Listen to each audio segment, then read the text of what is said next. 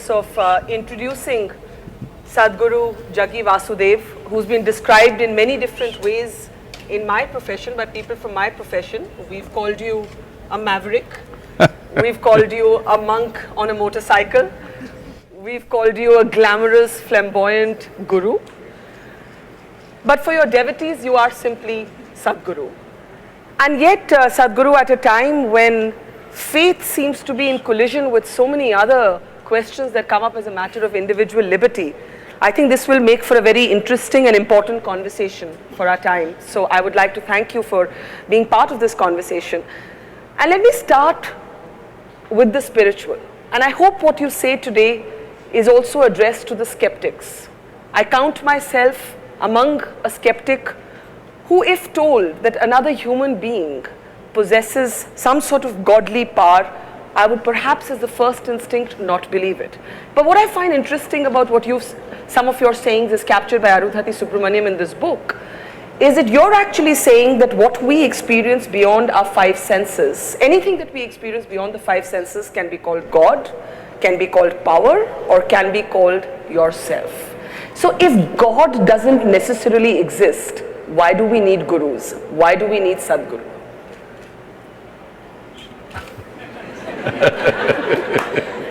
Is there my microphone? Okay, that's good. Do you drive in Delhi? Do I drive? Unlike you, I have a fear of wheels. So if you drive in an unknown terrain, yes, you use these days a GPS. yes, Usually a strange woman will tell you, turn right. You Yes. turn right. She says, turn left. You say, turn left. She says, make a U-turn. You make a U-turn. Why? Simply because you're not familiar with the terrain. When you're in an unfamiliar terrain, it is sensible to take instructions. So, are you saying gurus are the new GPS? Not new. Long time ago we've been, for a very long time, way before the GPS came. GPS means what? Guru Positioning System.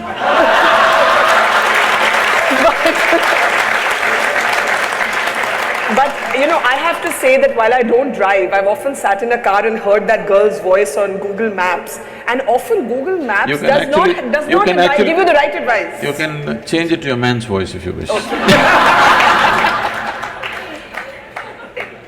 This beginning of this conversation perhaps underlines that you are atypical. You are atypical of what we imagine gurus to be. We expect people who don't crack jokes. We expect people who don't have a zest for life. Somehow all of our spirituality has traditionally been centered around giving up, around abstinence of some kind, abstaining from pleasures, from denying creature comforts. Why do you believe that the material can coexist with the spiritual? It's not that I believe, it's only because you have a body, which is your physicality. You have a life within. If you did not have a body, if you're disembodied, I'm not going to talk to you. Yes. Because with disembodied beings, you don't have conversations, okay? I know people… People do talk to ghosts. People are trying to do that these days. Yes. Because they're not in talking terms with the living, they choose the dead. Because you can make the dead speak whatever you want. The living will speak what they want. It's a big problem. It's a very serious problem in a conversation, because I will say what I want to say. But if I was dead, you can make me say whatever you want to say. But because you can do both sides of the conversation. But if your philosophy, or you hate the word philosophy, I know, if your technology of inner engineering, and we'll talk more about that in just a moment, is available to all of us to, in a sense, find strength within ourselves, Sadhguru, then does that mean that the atheist and the agnostic and the skeptic can also embrace spirituality? Is inner engineering only for those who believe, or is it for anyone who asks questions? The previous question is a loaded one, still not answered fully. Yes, I know, I haven't given up on it yet. Coming to this, See, you're putting atheists and agnostics and skeptics together. It's a wrong classification. Atheists and theists are together, they're one kind. Because they both have certainty. Both believe something that they do not know. Both are not sincere enough to admit that they do not know. Yes. This is the biggest problem. The biggest problem in the world is people are still not straight enough to come to a place, what I know, what I do not know, I do not know. Because they have not realized the immensity of I do not know. I do not know is the basis of longing to know and seeking to know and the possibility of knowing. The moment you destroy I do not know, you destroyed all possibilities of knowing. So this is atheism and this is theism. They're not different. They're in the same boat, they pretend to be different.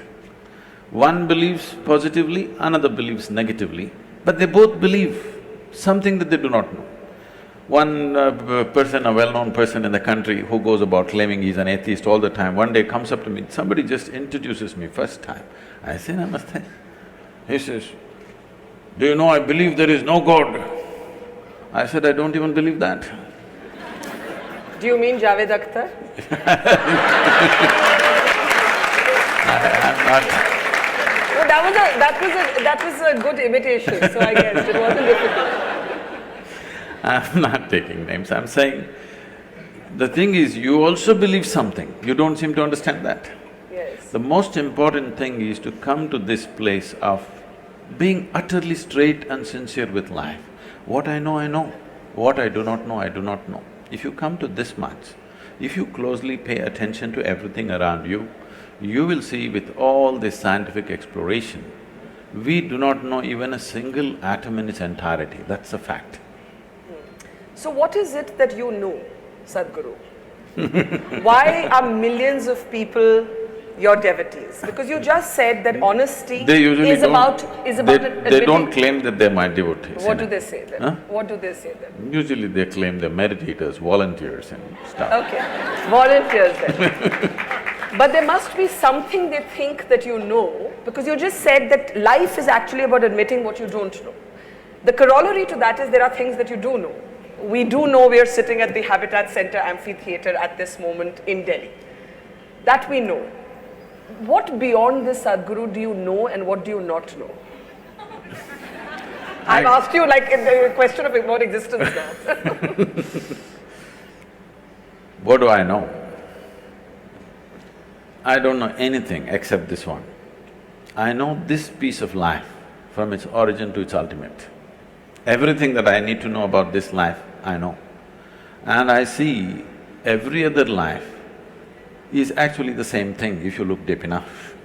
So in that context, because today modern science is coming to this, there is a theory which is evolving, which is called as constructional theory.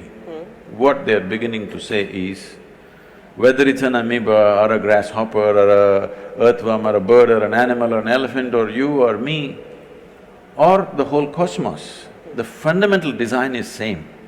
It is only a question of complexities and sophistication of the same design.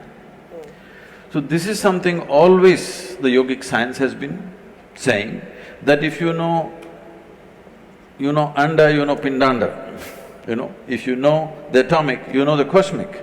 Because the fundamental design is same, it's only a question of complexity and sophistication of what's happening. So fundamentally, if you know this piece of life, you know everything by inference. But when you say this piece of life, do you mean yourself? Do you mean this moment? What do you mean by this piece of life? You are a piece of life, aren't you? Are you life or you're media? Are they mutually exclusive? No, because people have mediums, that's why I'm saying. I would hope I'm a flesh and blood person, unless somebody knows better. Flesh and blood you gathered. Yes. Isn't it? Yes. What you call as my flesh and blood, you slowly gathered over a period of time. If this much accumulation of flesh and blood, this much impressions have to be gathered, there must be something more fundamental, isn't it? Do you think of yourself as a yogi, a mystic or a guru? I have not wasted time thinking about myself. What would you rather be thinking of? I don't think usually, really. For me, see this whole thing, because of the type of very mediocre education that's being delivered today, we have raised thought to heaven, unfortunately. Thought is a simple thing. I know this is against everything that you believe in, because you're also a believer. No. Believer in thought. Yeah, I Yes. believe in being able to ask questions. That's what I Yes. do for a living. Oh. So I must believe that it is possible to ask questions. You ask questions for a living. My life is full of questions. Now the thing is, what you call as thought is coming from the limited data that you have gathered from the experience of your life. Every person is the same thing. How much ever we have gathered, it's still too small compared to the size of this cosmos and the way the phenomena of life is happening. From this limited data, you can recycle things and generate thought. Or in other words, nothing new ever happens. Same permutations and combinations of the same thing will go on forever. The essence of what we're teaching in the name of… in engineering is to engineer yourself in such a way, every moment of your life is a new possibility. If it has to become a new possibility, what is needed is perception. When I say perception, people think opinions. No, I'm talking about perception, as you see here, similarly enhancing your perception so that you perceive life. Right now when we say thought, emotion, we are talking about expressing life.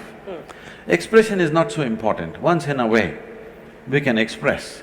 But perceiving it is important because this phenomena is too fantastic. It's not a small thing. The greatest phenomena that's happening here is life itself. So, if you want to know this phenomena, the only way you can know, the only doorway for you to know life is yourself. See, right now, can you see me? Yes. I can. Can you use a finger and point out where I am? Oh, you're wrong. You know, I'm a mystic from South India.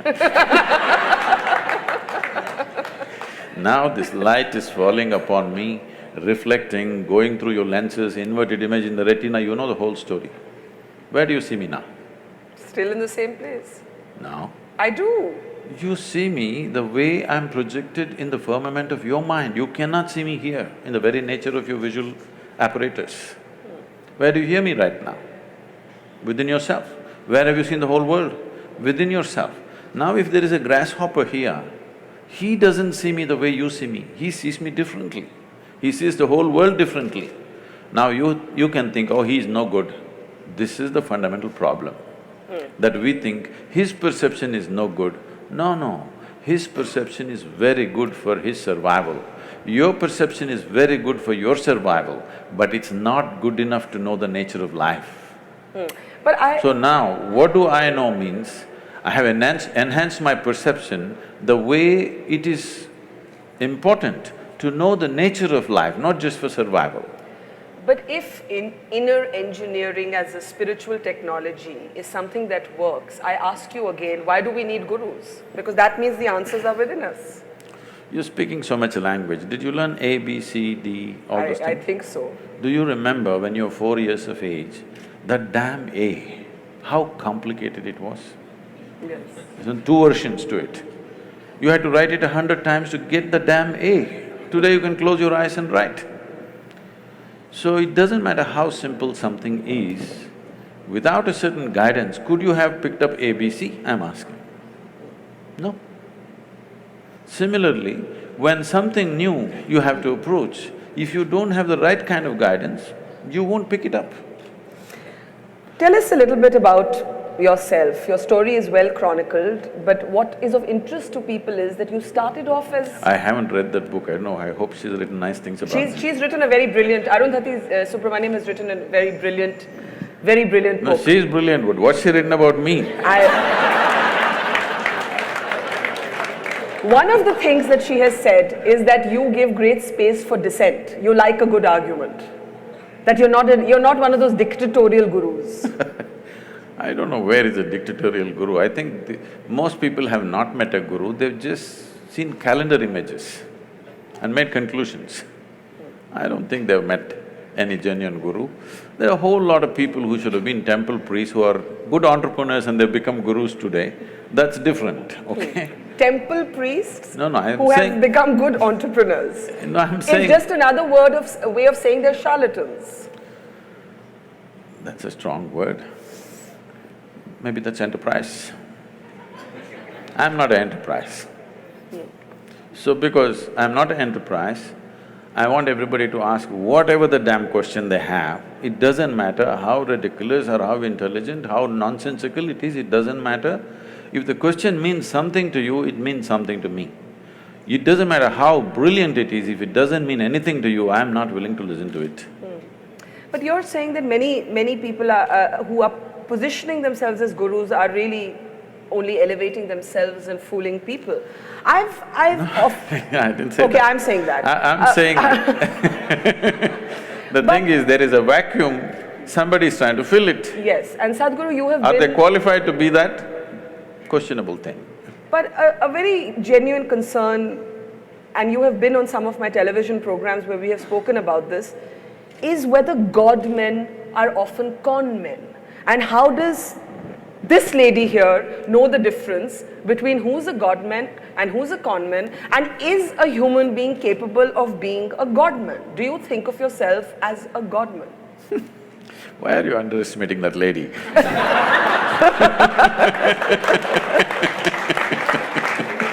Okay, let it be my question. How do I spot the difference between a God man and a con man if I don't even believe that humans can be godly? I think humans can be brave and wonderful and inspiring, but I don't think that they have magical powers. See, did you ever see God having magical powers? No, I've never seen God. No, then why are you saying he must have magical powers? So first of all, this God-man is essentially a media coined word. Nobody claims that he's a God-man, okay? Some are goddamn men, that's different. I don't think anybody has personally claimed I'm a God-man. I have not met anybody like that. Now, that's another kind of profession, putting labels on everybody, you know. Leaving that alone, what is it? This is a culture, you must understand, this is unfortunately all mixed up today. This is a godless culture, you must understand this. There has never been an idea of a god in this culture. Only in competition with what came from outside, because we saw they could rule us, they were dominant, and we thought we have to imitate their ways, we also started making it up to some extent, not successfully though. Yes, but we know the technology of God-making. When I say technology, we're using the English word God, but that word doesn't exist in India. Here we call them devas. What a deva means is… See, today media is projecting Tendulkar as a cricketing god.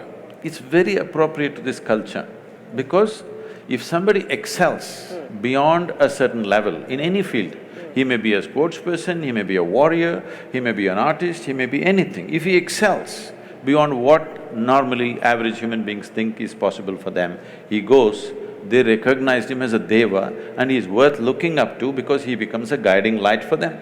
That'll anyway happen, whether you like it, you believe it, you don't believe it, in every field, somebody rises, he becomes the light for the rest of the people. Yes. So similarly in the inner spaces, when I say the inner spaces, the quality of your life is not determined by what kind of house you live in, what clothes you wear, what car you parked outside, what things jing-bang happening around you, no. This moment, how joyful, peaceful, blissed out you are within yourself.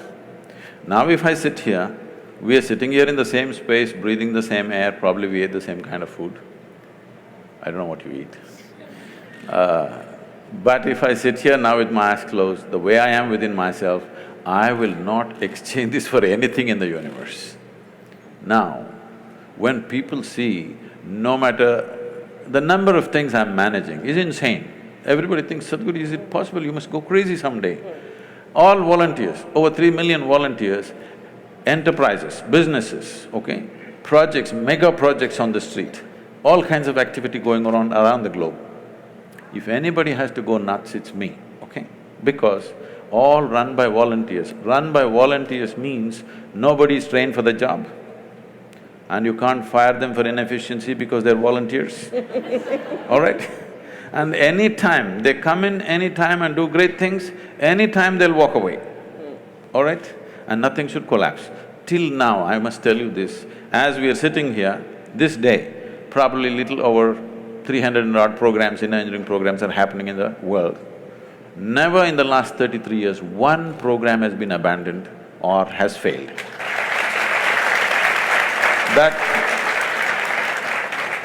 That takes enormous management, but nobody will ever see me getting angry or miserable or tensed out or stressed out. You've never lost your temper? You want me to know? Do I look like I'm incapable of that? It's not that. It's not that I'm incapable of anger. It's just that I've never given that privilege to anybody. I have not given this privilege to anybody. They can make me happy, they can make me unhappy, they can make me angry, they can make me miserable. No, I kept these privileges to myself. So, people… you were talking about miracles or whatever, people ask me, Sadhguru, everybody in every ashram, miracles are happening. You are beating all the miracles down. If we say something happened, you make us look like fools. No miracle. I say, what, you want me to pull a pigeon out of my pocket? If I pull a pigeon… there are No, if gurus who claim to do that, who have been challenged by rationalists. I'll come to rationalists. this. If I pull a pigeon out of my pocket, I have a shitty pocket. And you have a bird. What are you going to do with this?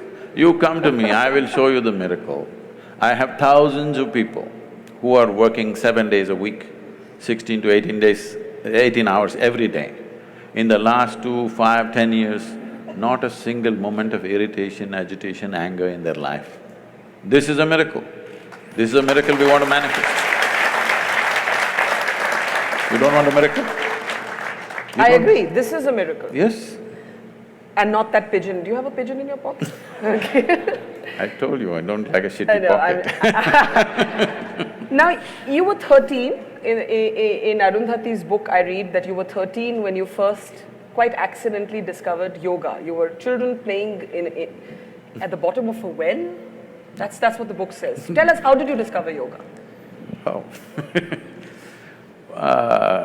I told that because that's how it happened to me. I said that to her, I don't know how she's written, I have not read it. I said that to her because I want people to understand the nature of the universe is, even if you do for the wrong reasons, you do the right thing, still it works. If you do the wrong thing, even for the right reasons, it still doesn't work. People need to understand this because the whole world has invested on goodness. The goddamn goodness is killing the world.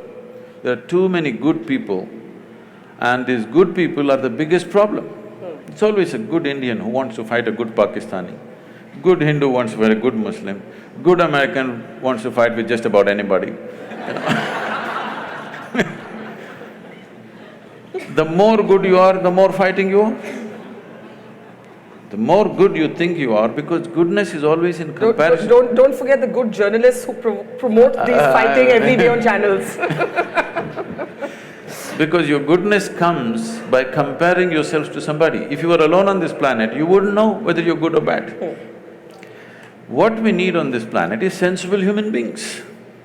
Little more sense we could do with, isn't it, for sure, in every aspect of life. Engineering essentially means you could have built this structure whichever way you want, but you will have to keep looking up when it's going to crash on your head. Engineering means you put it up in a sensible manner, the way it stays, without anxiety about it. Similarly, inner engineering means you engineer yourself in such a way, you can go through the process of life without being anxious about your suffering. What will happen to me? There's no such thing because you engineer yourself well. Whatever the hell happens around you, within yourself, you are the same thing. So every time I launch one mega project, you'll say, Sadhguru, if it doesn't work, if it doesn't work, what? If it doesn't work, what? If everything that I'm doing, if nothing works, I will still die blissfully. This is guaranteed. I want to make sure it's guaranteed for every human being so that they can live their life without the fear of suffering. Right now, instead of seeing how suffering should go, people are busy romanticizing suffering. The moment you romanticize suffering, it's very clear, you are not interested in human well-being. You like drama. You've often spoke about how economic leaders are going to be the future of the world. You've been interacting with CEOs. It's rare to find a spiritual guru who's also quite openly capitalistic. Are you a capitalist? What is that? Who believes that wealth creation is for the greater good of people and societies? See, a whole lot of people are attached to poverty right now. Because without poor people, without hungry people, they cannot survive. I'm not one of those. I want to see that 600 million people in this country are postponing their dinner tonight. But we are postponing major decisions on the parliament every day. All right? I'm not a part of that. I want things to happen because I know what it means to postpone a dinner. I don't want that to happen to people. Children are postponing their dinner tonight. Probably 100 million children in this country have postponed their dinner to tomorrow, and that's not a joke.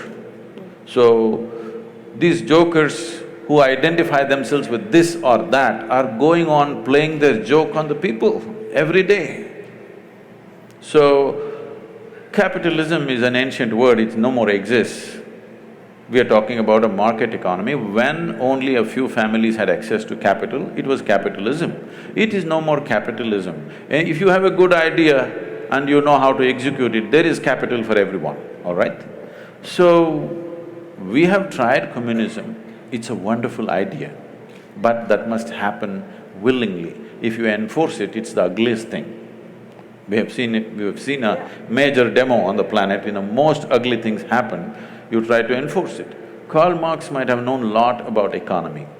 When I was 15, I was all gung-ho about Engels and Karl Marx and stuff.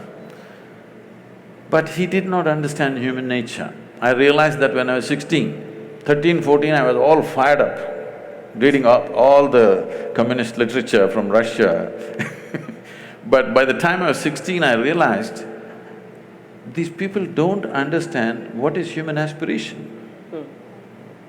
Without understanding what's human aspiration, you try to build a society, you try to build a nation, it's a disaster, okay, cruel disaster.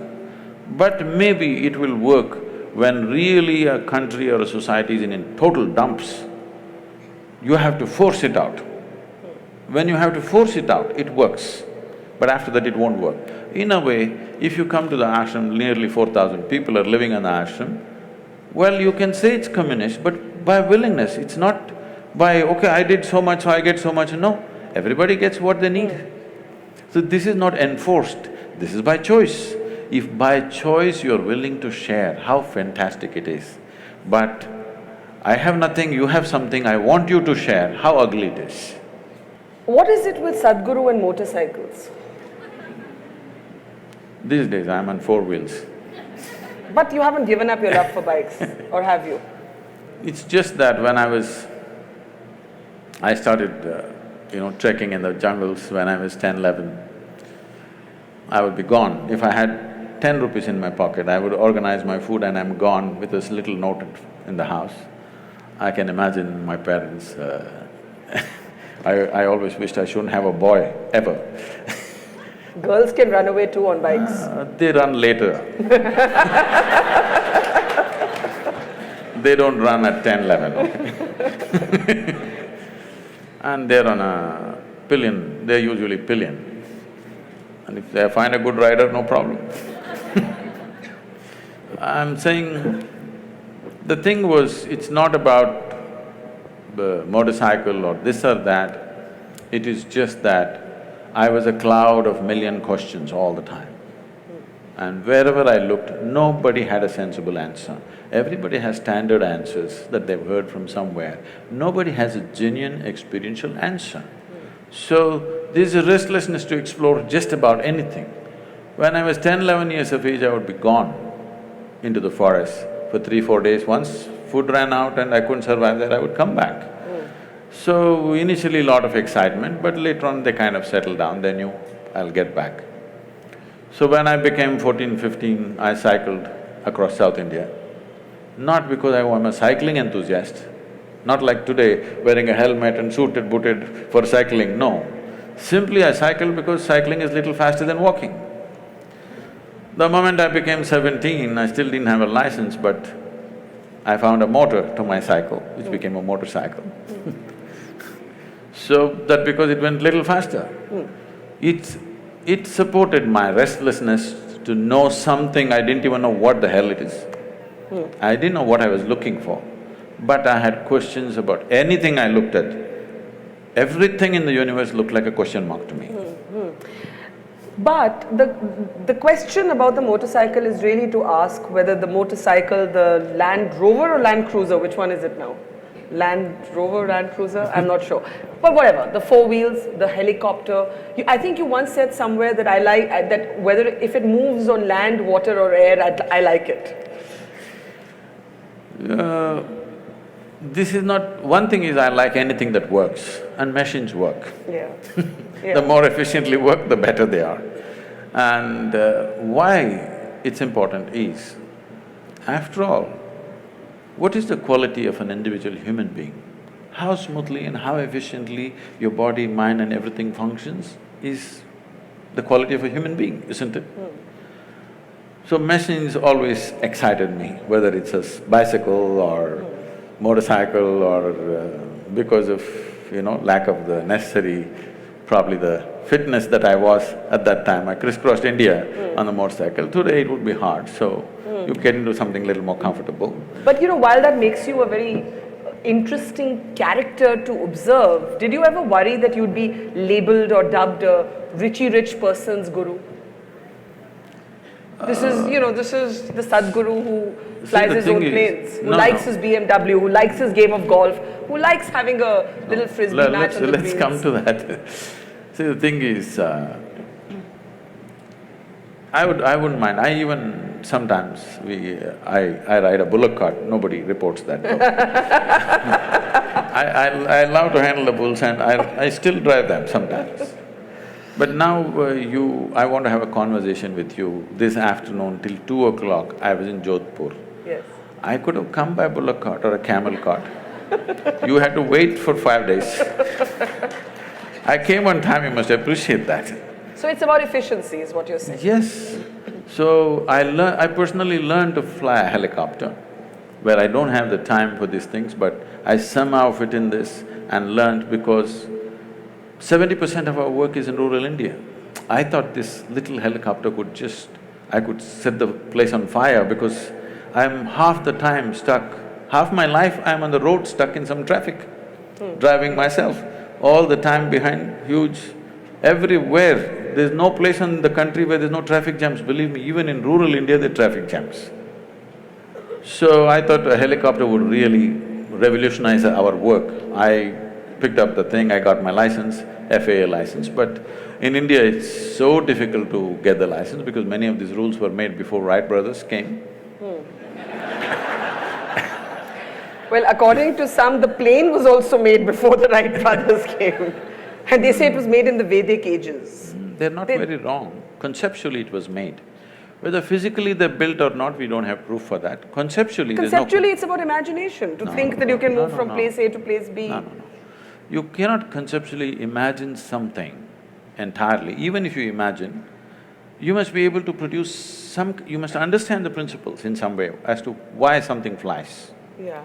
If you don't understand why something flies, it'll be like that, once it happened, a little turtle, with great effort, climbed a tree, went to the edge of a branch and jumped, fell flat. Lot of pain. Slowly again he crawled up. In another 2 days, again up, jumped, fell down, again up, fell down. After a few days, two birds were sitting on the opposite tree. They were talking and they said, "I think it's time we tell him he's adopted." All right. So I'm saying, what cannot fly, you cannot make it fly. Yes. People thought in detail as to what can fly, what cannot fly. Conceptually they thought, whether they built or not, we don't know. And I mean, it is an established fact, they calculate the speed of light. Some individual cannot calculate the speed of light just like that if there was no whole scientific culture around him. No individual will just drop from heaven and calculate the speed of light, okay? There must have been a scientific culture, otherwise it won't happen. But we need to understand, there is a difference between science and technology. But there's also a difference between science and mythology. Some things are just great stories, that doesn't mean they actually happened. See, for example, there are images or there are sketches which probably somewhere between 3,000 to 4,000 years ago were made, where it clearly shows a turtle and a round planet sitting on it and going around. Turtle is the best example, best analogy for a planetary movement, because a turtle cannot accelerate. Same speed, he just keeps going. So a round planet on a turtle is the best way to describe how a planet moves around. And the very word for geography in this country is Bhugol, which means it's a round planet. So it is not because of Galileo we know it's a round planet, we have always known. How do we know? We can't know just one scientific fact and not know the other aspects related to it. So this thing about anything Indian beating it down is because one thing is that culture has evolved because half the people, their brains are in Greenwich Mean Time. They've still not gotten out of the 1948, whatever happened. We struggled for independence, we came out, not just to send them out, but to be who we are. So that problem is still there. And now there are upstarts who claim all kinds of things. There has to be an even balance, not beating down this or pumping it up in an unrealistic way. But you cannot deny Indian mind has thought about things that nobody had thought about in those times. There is no question about that. But there is a distinction between science and technology. Science can evolve because of certain intelligence. Technology needs material, manifestation. Now we are trying to claim technology, which we should not. If we just focus on science, many things will be attributed to India for sure. We live in times when faith and spirituality have become very inflammable. Don't put them in the same basket.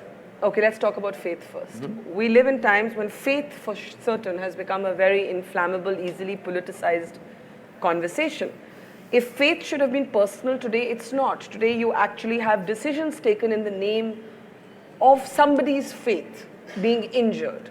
So you mentioned food right now. I read somewhere that you said there's nothing religious about the act of food, just eat what you like. No, I Eat didn't say what's that. good for you? I said eat what's good for you. Okay, eat what's good for you. It's a very different thing. Okay, I correct myself. Eat what's good for you. But today we have a highly politicized conversation around banning beef in the name of faith. It's definitely not good for you to eat it. Beef or any meat? I'll come to that. Finish. Okay, so I'm offering that as one example of how I see a politicized conversation taking place around faith. How do you reconcile the faith of a large number of people with questions of individual liberty? I know I have read that you like books written by Salman Rushdie. We were the first country to ban him again in the name of faith. How do we reconcile faith with individual liberty?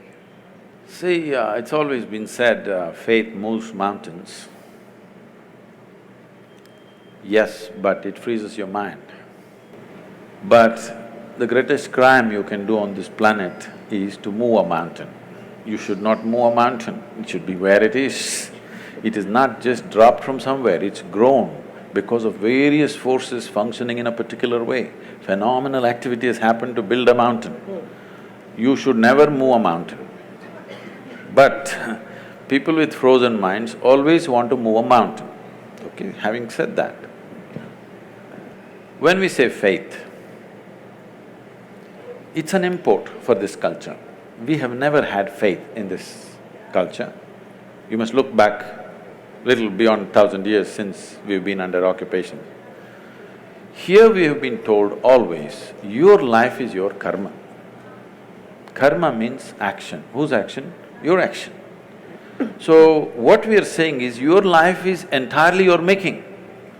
There is no someone sitting up there and managing this for you. This is entirely yours. But For every action that you perform, whether physical, mental, emotional, energy-wise, whatever kind of action you perform, there is bound to be a consequence. If you're ready for the consequence, do whatever. If you're going to cry about the consequence, control the action right now. Based on this, now you came to food. See, the food consumption has been looked at very carefully in this country. If you just bring this back, the world will be healthy, do you understand? Here we have identified different type of people, what they should eat. If you're doing menial jobs, how you should eat.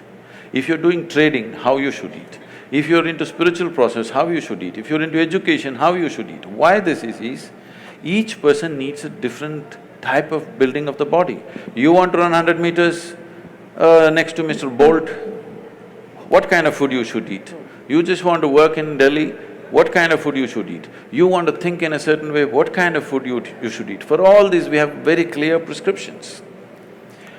Now, when it comes to food, what it means is, we are taking another life, whatever that is, it may be plant life, animal life, whatever. You're taking another life, ingesting it, and you have to make it your life. That's the whole thing. What is your life, what is that life, if you look at it? All life on this planet is coming from the earth. This body is also the same soil, this is also same soil. If there is a earthworm, that is also same soil. But see how it has become, how this has become, how that has become. If I give you like a mango or a banana? Mango. Mango. I know, you're ruling the state right now. Now, if you eat a mango, this mango becomes a woman in you. If I eat a mango, the same mango becomes a man in me. If a cow eats a mango, the same mango becomes a cow in the cow. Why is this happening? There is a certain information or software in you. Whatever you eat, it transforms it into a woman.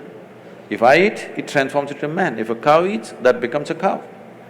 So, every life is happening the way it is happening because of a certain dimension of information, or in modern terminology, let's call it software. There is a certain software, which is an arrangement of information.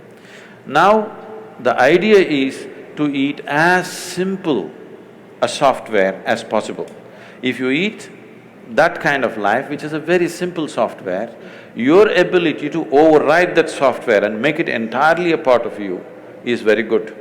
As that software gets complex, more and more complex, your ability to integrate it goes down. So especially if it's a creature which has some sense of thought and emotion, if it has emotion, then you should not eat it. This is the understanding. An animal which has any emotion displays certain emotions, especially if it displays emotion which is near to human emotion, you should not eat it because it will not integrate itself, that animal nature will start manifesting itself. Or in other words, in India, today maybe in cities people do not know, you see in the villages, people have very intimate relationship with the cow. They have drunk the milk of that cow, their children are drinking the milk of that cow. There is a very deep relationship. If you do not know this, cow is one creature.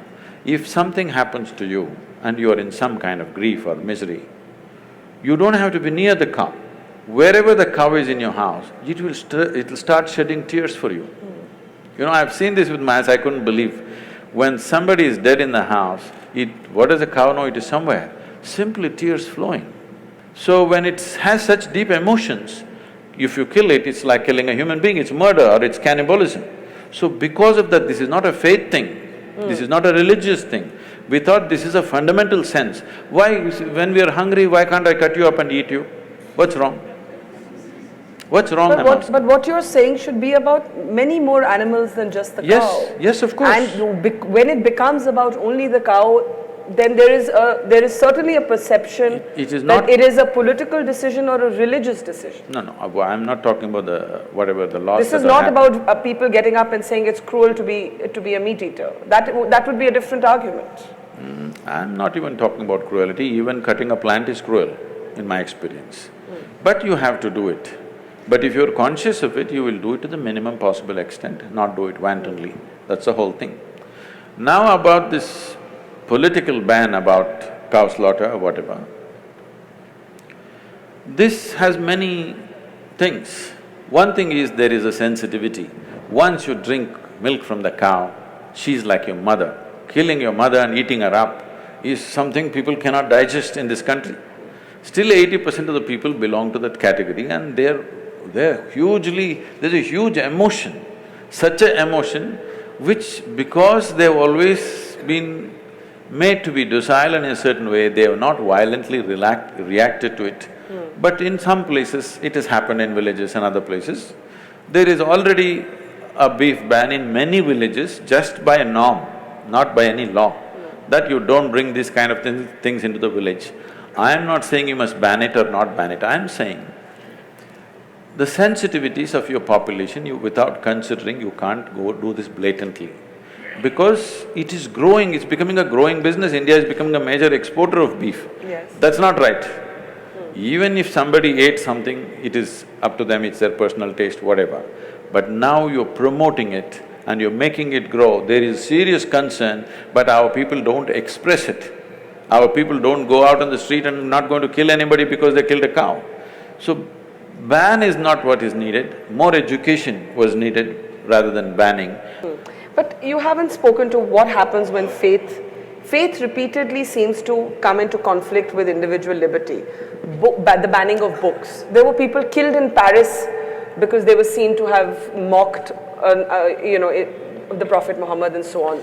So where does this end? Where do we stop violence and politics in the name of religion?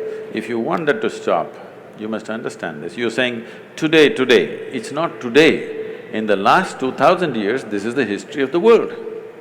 Continuously it's happening all over the world. Suicide bombers are a new phenomenon? Well, you've forgotten about the crusades and the other things which have not been reported in history. Hundreds of millions of people have been killed in the name of God, all right? It's new to us here, but even here, thousands, hundreds and thousands have been slaughtered in northern part of India just because of the faith that they belong to when the invasions happened. Nobody writes about it because we never took the pen and wrote, somebody wrote history for us the way they like it. Because all history is sponsored by kings, they wrote the history the way they want and they said they're great emperors. But what they did was absolutely terrible. So you need to understand, faith is a new thing to us. When I say new, in this country which has 15,000 years of history behind us, 1,000 years is new for us. We've still not come to terms with it, we're still struggling with it. But struggling within ourselves, not creating a struggle on the street, because that's not our nature, because here always we've been drilled into us, whatever you do, there'll be a consequence for you. Even if you come back another life, it won't leave you, it'll come back to you. This has been told, this controls people, this is a tremendous technology, please understand this. And it's not simply a fake thing, it is a real thing. Everything that you think, feel, act, there is a consequence. Not because there is somebody thinking he must give you a reward or a punishment. It happens in your own chemistry. How do we keep faith, which you say is new to us, separate from politics? You have in the past, for example, I remember when Anna Hazare was launching his anti-corruption movement, you did come and applaud it, but you said that the Lokpal was not some magic wand. I remember you saying that. Do you believe that we are seeing a dangerous cocktail of faith and politics getting more and more mixed up? See, it is happening, I'm not saying no, but it's much less than ever before. Really? Yes. It seems to be much more than ever before. No, that's because of you. That's because if 10 people get beheaded in some remote part of Iraq, you make sure the blood spills into my sitting room because of that. Otherwise, you're sitting here now. Today, let's say 1,000 years ago we were sitting here, 1,000 people got killed in Iraq. We will sit here peacefully thinking world is going really great, springtime, everything is nice. So, this is because the dissemination of information, if 10 people get killed somewhere, it's a huge thing because it comes into our sitting rooms, bedrooms, dining room, everywhere there's a television. So it pours into our homes, so it is happening. So this is good because even a small thing looks magnified now in people's experience. But this has been happening always, it's happening at its lowest level now. Here and there it spurts up, which need to be controlled for sure. But what I see is, for the very first time in the history of humanity, even if the numbers are not qualified because the population has increased, even in terms of percentages of people, how many people can think for themselves today is huge compared to what it was 100 years ago, 500 years ago, or 1,000 years ago, or 10,000 years ago. All these centuries, there would be one man in the village who thinks for you, who reads for you, who writes for you. You just have to do what you have to do, simple things. Today, everybody is able to think for himself or herself. Now, human intellect is blossoming. I do not say it is blossoming in the right direction, with the right sense, no. Insanely it is blossoming. It doesn't matter, insanity will happen for some time. People will come to their senses. When something is new, they'll go crazy. After some time, they'll come to senses. Once human intellect blossoms sufficiently on the planet, then this looking upward for well-being will not make sense, believe me. Right now, from looking upward, slowly the world is tilting. In pursuit of human well-being, people were looking heavenward. Still many are, that's different. But a whole lot of people have started looking outward. So if you look heavenward, hallucinations will happen, wars will happen. Because my heaven and your heaven different, you know. Yeah. None of the heavens have anything for women, you better know that. I'm definitely going to hell. Anyway… So you believe in heaven and hell? I was being facetious. I was being facetious. Let me finish this. I was being facetious. I don't know if there is That's somebody fine. up there. That is fine. Is it a force? No, I'm is saying it an energy? Is that this thing about looking heavenward is slowly going away, and in pursuit of well-being, people are looking outward. This is ripping the planet apart. Human pursuit of well-being is just destroying the planet. Now, the fundamentals of what we are transmitting, the fundamentals of this culture, which is essentially rooted in the yogic culture, what you call as Indian culture or Hindu culture, is essentially a pure yogic science. In the form of culture, it finds many colors and distortions, which is what you are seeing as a Hindu culture or Indian culture, whatever you want to call it. But they're not interchangeable terms. Why? Because we're a multi-religious country with many different cultures. I want you to understand, the word Hindu does not signify a religion. You ask them, do they worship one god if they're Hindus? In the same family, they're worshipping 25 gods.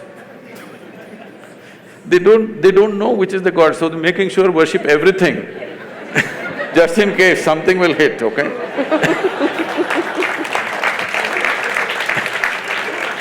Now, the word Hindu means the land between Himalayas and Indusagara. This land, this subcontinent is Hindu. All people who are born here are considered Hindu because it's a geographical identity.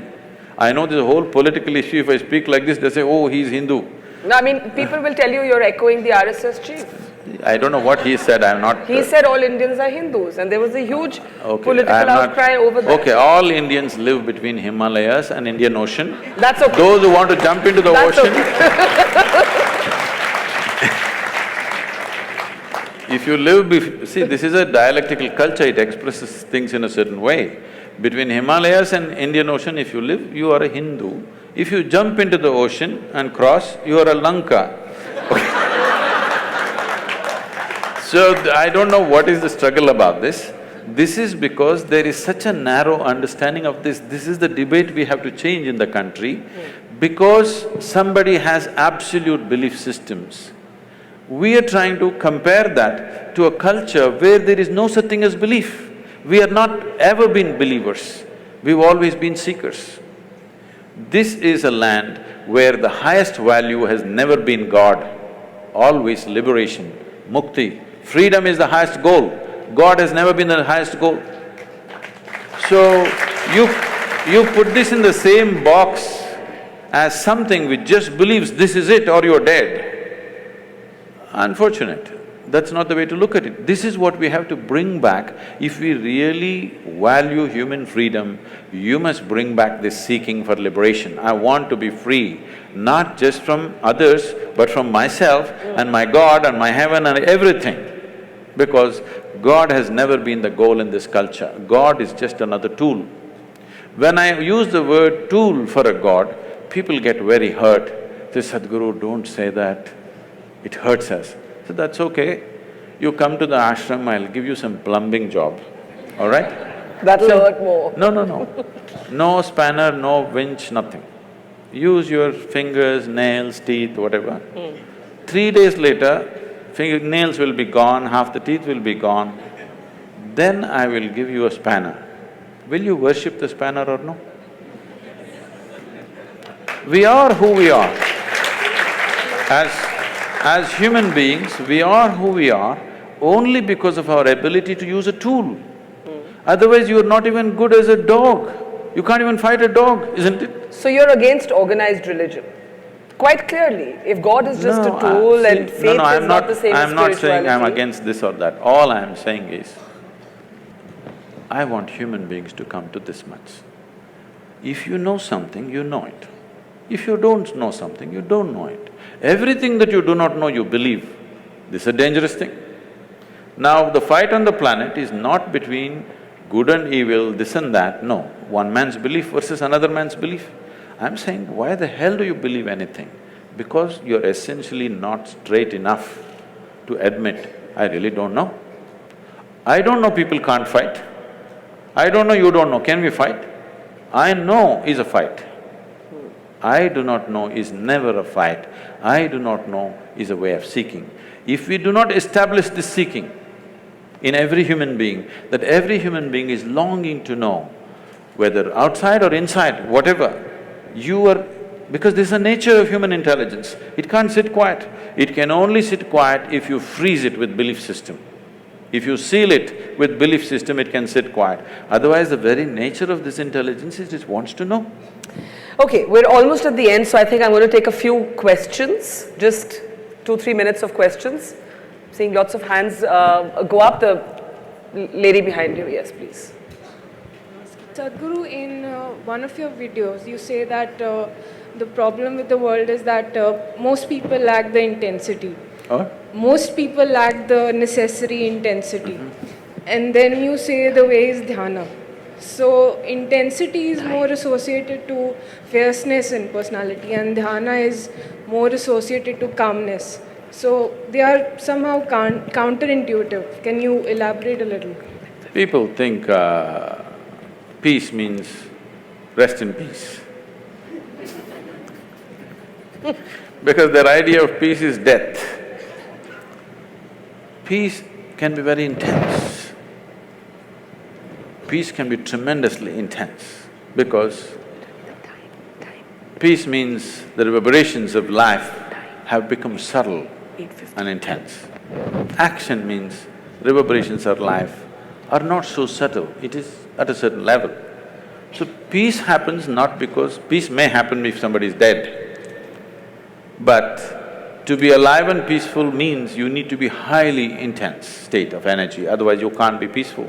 The reason why most people who don't have any problems as such, after all, they're trying to earn a living, reproduce and bring up their children and die one day, just for that they're freaking, simply because of a lack of intensity. Because life is happening at a low ebb, naturally everything is a problem.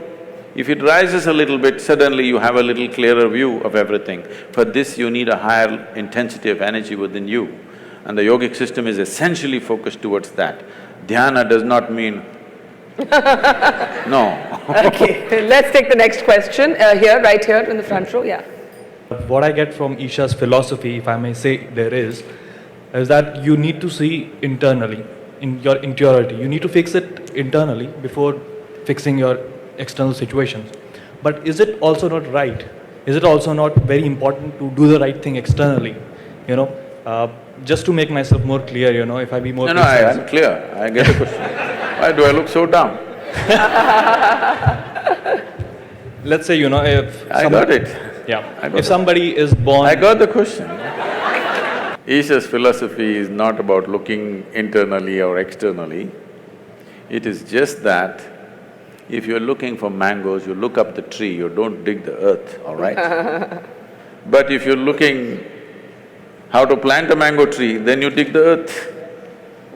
You're looking for mangoes, if you dig the earth, will you find it, I'm asking? So if you're inner things, you must look inward, outer things, you must look outward. There is no such philosophy, look out or look in. Wherever the damn thing is, look there. It's like, Shankaran Pillai went for a job interview and they asked him, which is further, Mumbai or moon? He thought profoundly and then said, Mumbai. They said, how do you say this? He said, I can see the moon, I can't see Mumbai. Okay, last question, yeah. Namaskaram, Sadhguru. I just want to ask… Hold the mic closer to you. I just want to ask you that everybody's perception of good and bad is different. And what do you think if we start manifesting our own good and bad, what will be the state of the society? Maybe you won't have power tonight. I think I already made this clear. The biggest problem with the world is there are too many good people, not enough sensible people. Yeah. Sense is life-specific, okay? Goodness need not be life-oriented. Goodness may be going to heaven.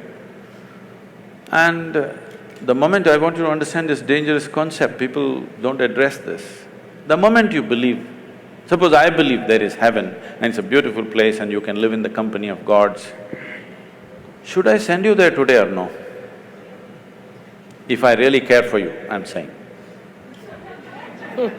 Yes? If I really care for you and if I believe there's a great place, should I send you there or not? This is a dangerous thing, do you understand? If you stretch it to its logical end, it's a really dangerous thing. The moment I believe there is a fantastic place up there, I really love you and I want you to go there, Yes. Okay, let me just end by asking you something that we haven't spoken about and then I'll hand it over to Chiki. You said you love machines. I didn't say I love them. Okay, you like machines, or they're useful. They work. Have our lives been overtaken by gadgets? Not mine. No? Definitely not. I use all the gadgets, but they don't overtake me. These are fantastic things in our life. Things… See, in every way, compared to how a human being was, let's say 100 years ago, you're almost superhuman. 100 years ago, if I could just pick up something from my pocket and talk to somebody in America right now, I would be superhuman. Why superhuman? If I said I'm God, people would have believed me. 100 years ago, 500 years ago, if I just had a light bulb, I would have become God on this planet. I want you to know. Look at the things we have today. We are really superhuman. Once this kind of capability has come to us, little more sense has to rise, little more awareness and consciousness has to arise. If this doesn't happen, this capability will turn against us. This is what you're saying. Now gadgets are freaking people. Why? It's a simple thing. If you want to use it, you can use it or you can keep it aside. Because you're in a compulsive state, if you start using a cell phone, you can't stop it. Even in your sleep, you're texting. See, the boy he's not with me, he's looking at me in the screen. Now, this is the same thing. If food is good, if you start eating, you don't know when to stop. If you start drinking, you don't know when to stop. If you start doing something, you don't know when to stop. The same thing. It is not about the gadget, it is not about the food, it is just that there is not enough consciousness, there is compulsiveness. Everything is happening compulsively. Instead of addressing the root, you're trying to kill the gadget. Gadget is a fantastic thing. Every damn gadget has enhanced our life in a huge way, isn't it? Don't curse the gadgets. It is just that compulsiveness has to go. Well, on that note, I will say thank you for provoking us. As always, a pleasure. Pleasure. Let's have a big round of applause for the Sadhguru.